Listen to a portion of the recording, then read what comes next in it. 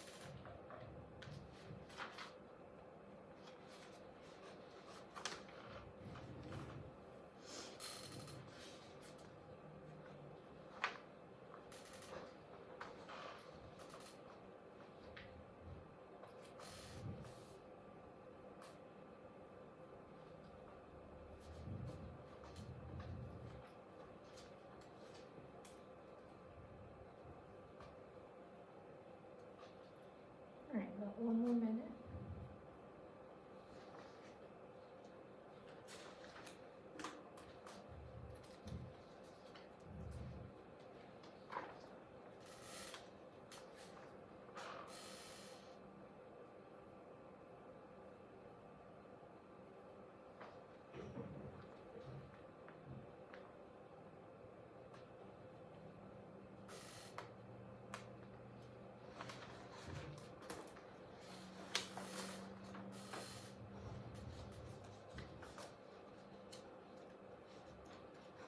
Okay, 10 more seconds.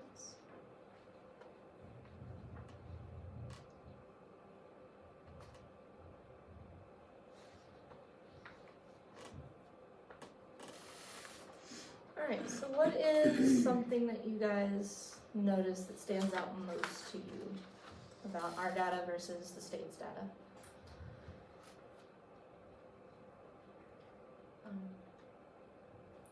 Depending is it between the different subjects is whether we're above or below the state. Like across all grades, all subjects, we're below. But if you look at like some of the more individual ones, we're actually higher on certain Okay. aspects. So one thing that really kind of stood out to me was our reading scores. So if we are looking at, I focused mainly on the approaches, or at approaches grade level or above. Once we get them to that approaches level, it's a lot less daunting, I think, to get them to the masters, the meets, and all those different levels, because they kind of have those testing skills that they're starting to build. So what do we notice about the approaches grade level or above on ours versus the state, specifically with the reading classes?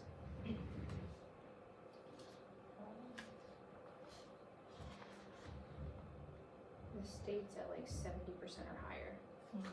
We're at 60-ish, 65% or lower. Okay. So I think, and y'all tell me if you disagree or anything like that, but I think one thing that I would want to focus on for seeing, are the teachers doing the things that we need to do to help our students become great readers? Because I think even whenever we're looking at the math scores, those can be affected by not being able to read the question. There's lots of word problems by math people, I'm sure, on the STAR test, and if they can't read the word problem, then how are they gonna do the problem correctly, kind of thing. So, if we are all in agreement on that, I feel like on our walkthrough forms, we need to look for ways that we can support our teachers in their ability to teach reading to the students, and the ability, or the fidelity that our teachers are using their reading strategies with their students. Are we actually working with our kids on how they can read? And that doesn't necessarily have to be just in our English classes. We can look at reading skills for social studies, science, math, all the different classes that we can incorporate some sort of reading. Is that something we can all agree on? Okay. I would also, just like looking at specifically by sub-pop, our Hispanic kids seems to be a place where we've kind of lost ground. And that's at this point more than, that is our majority of our students. And so if there's something specifically targeted in that group of kids that we can look at, that's gonna be pretty high leverage. Is there any particular group that it seems like we're doing pretty well with as far as our percentage compared to the state's percentage, do we feel? I think we closed some gap with that 6th grade group. That's the only place I see the state, like the state stayed the same, 77%, looking at reading, you know, from 23 to 24. That's what I was And then ours 58 to 64, and all of our sub-pops moved. So, I mean, I know you're talking about more sub-pop, but that cohort of kids, Yeah, that's is a a- group. And it looks like they almost doubled every time. So that's your kids this year? right, that's our This is current 6th. 7th graders. Yeah. Yeah, so this sounds good, there's a. Everywhere else, we kind of lagged, but so did the state. I mean, they fell, 7th grade reading across the state fell, and ours fell, and 8th grade reading across the state fell, but there, we kind of, we gained while they didn't. So I guess our question would be, if we're looking back on how we made that growth, how we closed some of those gaps in that 6th grade group, that cohort that's coming up, what did we do differently with them that we did with our 7th graders and our 8th graders last year as teachers? Or what did we look for in those walkthroughs? All right, so if we are looking at our agenda, okay, we are going to start to build a walkthrough form that is based around these needs. So we've all agreed that we need help with the reading, right? Okay, so we do need some help with reading. We need to focus on our Hispanic sub-pop.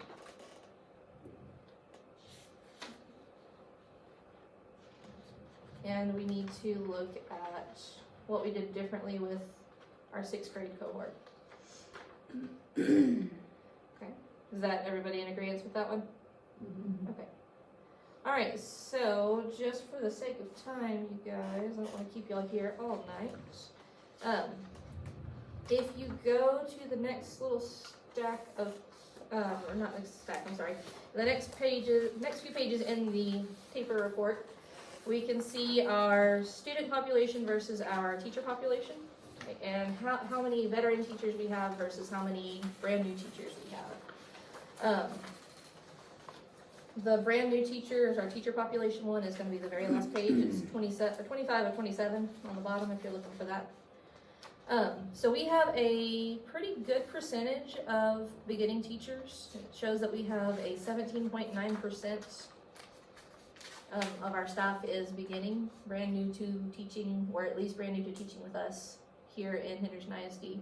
And we have a pretty good chunk, 33%, that is 1 to 5 years. So that's not super duper trained. That's not that's not super experienced. Thank you. Not super experienced. But what are some ways that we can target maybe helping those less experienced teachers grow in their teaching ability, or grow in their confidence in their teaching ability? think that's something we definitely need to think about. Heather, where do you fall in this category? 11 to 20. 11 to 20? Okay, so you're one of our 17.7%. So, speaking on your experience as a teacher, what do you think was different about how you taught in the first 5 years to what you do now? In the first 5 years, a lot of grasping at straws, trying to figure out what works, and classroom management skills is what the big thing is in your first couple of years. Learning how to keep them in control. Okay. So if we are keeping that mindset, okay, Holly, how many years have you been? This is my 6th. Your 6th year, okay, so what is, I guess you're still not in the 11%, or in the 11 to 20 years yet, but what is different from your first few years of teaching to now? What do you feel like is better or different? It's definitely, the classroom management is huge. First year, you're just trying to keep your head above water. Much less understanding your content, your standards, really understanding how to unpack them. Of yes, I know I need to, with math, teach them volume, but how do I get there? I can throw an equation at them all day long, but if they don't know what it makes it up, just like with the different parts of the different subjects, of how to really unpack it where they can need it. I've taught at the high school level, and I've jumped from from class to class, and have taught a bunch of different subjects, or social studies classes, and so I don't feel confident until about year 3. Like going into year 3, I know this. I know this forward and backwards. I know my teaks. I know, I think that year 3 is really that year that you. So years 1 and 2 is you're just trying to survive, keep the classroom from catching on fire, and You're also learning your content. you're learning the content. You're learning, best practice. How do I tweak this? How do I get it to look like this? By year 3, you're not so much focusing on classroom management so much because you have that down. You're not focusing on those small little tweaks of how do I make this. I know that I'm weak here. How do I make that better? So of these 10 beginning teachers last year, 6 were in core content areas. This year we only have 3 brand new teachers on campus, and they're all in electives. And so all of our core content teachers this year have at least a year of experience, if not more. Most of them are more. So I do expect, especially with that we should see some growth in our next year STAR test. Okay, awesome. With that too, looking at having a curriculum and how that impacts it as well, because it's not necessarily just being a new teacher, Right. but if you have a brand new curriculum that even the more senior experienced people have never seen before, you're starting back at And that the year kids, 2. you want to, I mean, the biggest difference I would say with that 6th grade group is that they were on their 3rd year of the same reading curriculum. That makes a difference. The kids were familiar with the platform, and even though the teachers were learning it, the kids knew it. And so I do think that's part of what contributed to that success. All right, fantastic. I think this is a good segue into our next little bit. So if you look at, there's another little packet with our walkthrough form and some sample walkthrough forms. Nikki, you've done a lot of walkthroughs in your career as a assistant principal, I'm sure. Just a few, right? So what is it that you like about our walkthrough form? What is your main thing that you think is most effective in our walkthrough form, I guess, is my question. I mean, if you have kids who are engaged in the learning and the teacher is engaged in the learning with the kids, then this walkthrough form really spotlights that. Okay. And so it's easy to fill out because it gives you a variety. We don't expect to see exactly the same things happening in every classroom. Some of the descriptors are intentionally vague, so that they kind of fit the reading classroom or the Spanish classroom or the band hall classroom. But if the kids are doing the work, then it works. And we tweaked this over the years. You know, we started with a variety of things, so I like those pieces of it. Speaking from my teachers in the room that have had this particular walkthrough form used in a walkthrough, what is it that you like about it? What is it that you don't like about it? What would you like to see more of as far as like feedback goes? I like the feedback is clear. Okay. Like, I can see what they saw. Mhm. So if I'm looking at it a week later and going through, there's enough stuff that, okay, you were in there for independent practice and it was, you know, hands-on and teacher-led, and there's still a place for notes, like, to add to it. For a walkthrough, like, it's just a quick snapshot. That's what we're looking for. Okay. And it doesn't have a rating. Mhm. Right. And that's a thing that we've gone back and forth with over the years, but a walkthrough should be about coaching, and coaching is a conversation, and it's about feedback.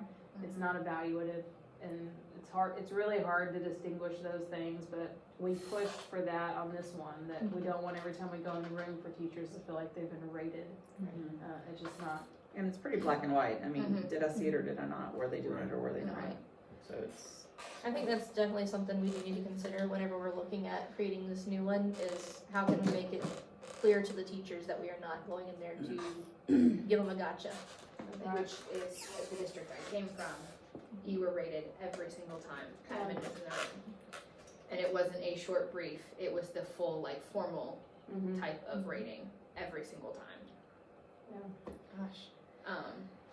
Principals must have hated that.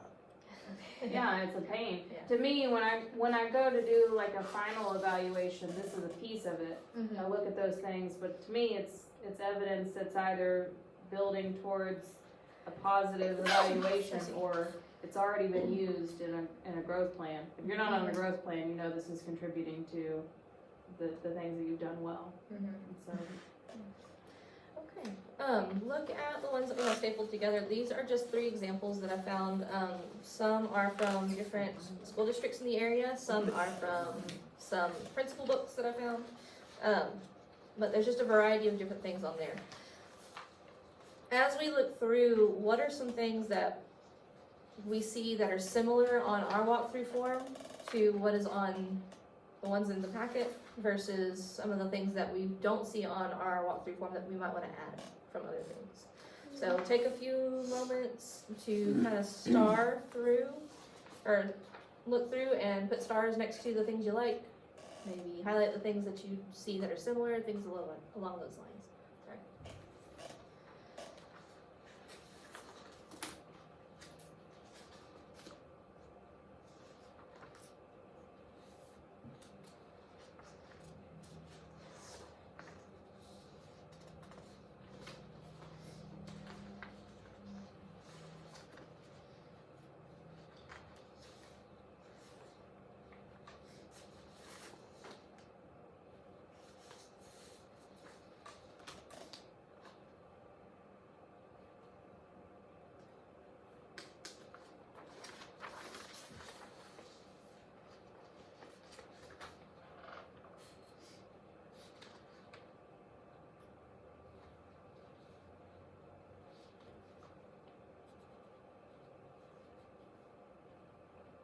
Come back together in about 1 minute.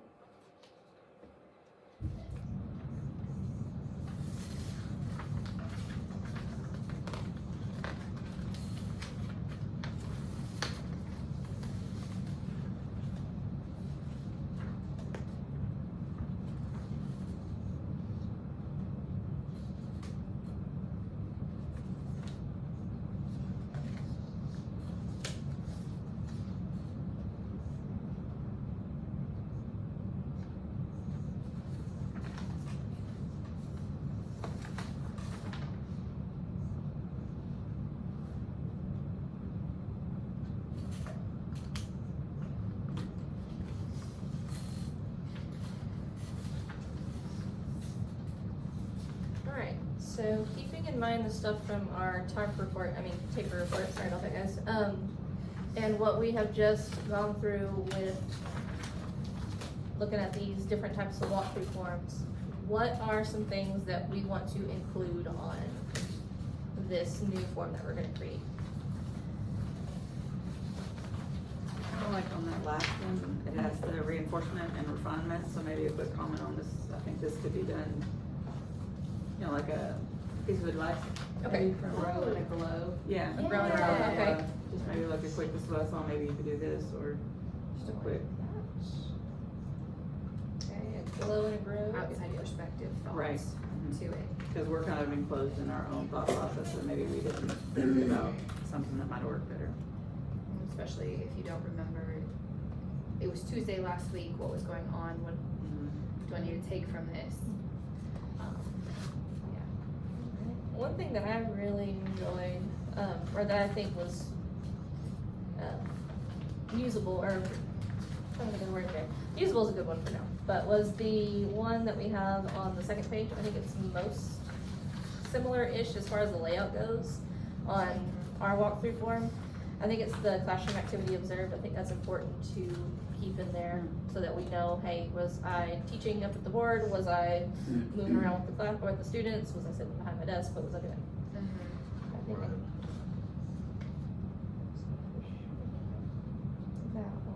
I don't know, one of the things that I still like about our walkthrough form is that it's not so wordy. Yes. It's Simplistic, like going through, like this one. yeah, I look at this, I'm like, Way too many words. blob of words. Yeah. If I had to look at that every single time I had an observation, I'd be like, I don't feel like reading all that. A lot of these, make a lot of assumptions on, especially the first two. The teacher elicits overt responses from students in order to monitor and adjust instruction. You're making the assumption of why the teacher's making, you're not just observing.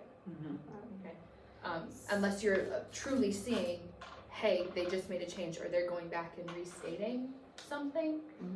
There's a lot of assumptions, or what does hard work look like? Right. Is on that same page. So you think it's make it less assumption based? On ours, so there's, at the very top, it says notes. And when I go in a room, that's where I just kind of type what's going on, what's happening, what's the learning intention, what's happening generally in the classroom. And then at the very end, there's another box, comments, questions, and concerns. And that's the feedback. So I think that really those are the most valuable parts. And my goal is before I've left the room, I've submitted the form. And so the teacher, as soon as they have a chance, can see it and it's timely. And it's not, like you said, if you get a week later, you're going, what the heck was I even doing? But on ours, those are the most valuable things, is the actual feedback from the person in the room who either says, what you're doing is fantastic, or have you thought about this, let's talk about it. I do appreciate, like, is there engagement, yes or no? It's not on, student behavior based. Like, some of these are seamlessly have transitions. Like, have you worked with middle schoolers? Like, what does that look like? What does My that look seamless like? might look different than your seamless. We have seams. Yes. We have And they're a lot of busting. So, I do. This first one's way too Sometimes you just need to, nitpicky. you have, yes. sometimes you just have to pause and, remind them of expectations. Right. Yeah. Like, hey, we're losing our minds today. And Can we anything remember that focuses on a perfect learning environment, that's not the expectation. And it creates that feeling of the person in the room, makes teachers nervous when kids act like kids. But we know how they behave, and when you're in the room enough to kind of get to know the kids and their behaviors, you know that the teacher's letting this kid roll around on the floor because that's what they need. Right. Not all of them, obviously, but Well, no. you learn those things. So I think some of those things create an unrealistic expectation. But really, are the kids engaged? We learn what that looks like. So what I'm hearing, I think, from all of us is that as long as we can observe the engagement that we see in the students and the staff in the room, and then we can give them something that they've done well and something that they need to grow on. that needs to be our main focus on. Mhm. Okay. And then I think, Nikki, you're right, we need to keep the key points that you mentioned on our current walkthrough form, the comments, questions, concerns, and the notes part, because that way we can address, hey, if we had a bad day, why are you sitting behind your desk? You're usually up moving around. You can address it at that point. So I think that's something. Maybe make those required. I don't think that I think you can submit the form without filling out those. So maybe Just make adjust that comments, questions, concerns, advice to what is a grow, what is a, so it's, it has to be You more have to have intentional and it something. has to be filled in. Okay. All right, so we do have a pretty good amount of information that we're gonna put on our walkthrough form. We do wanna try and keep it to one page, just so it's not like some of these very wordy, and more concise and easier for the teachers to look at, so that we're not asking them to sit down and read a novel every time, so. All right, is there any other thoughts that we have on our walkthrough form? We feel pretty good about where it's at? Yep, you got a good plan. All right, thank you guys so much for your time, and I appreciate you. I will let y'all know as soon as we have an updated form, and I'll send it out. Please make sure y'all have your sign-in sheet filled out. All right, we're good to go. Thank you so much, guys.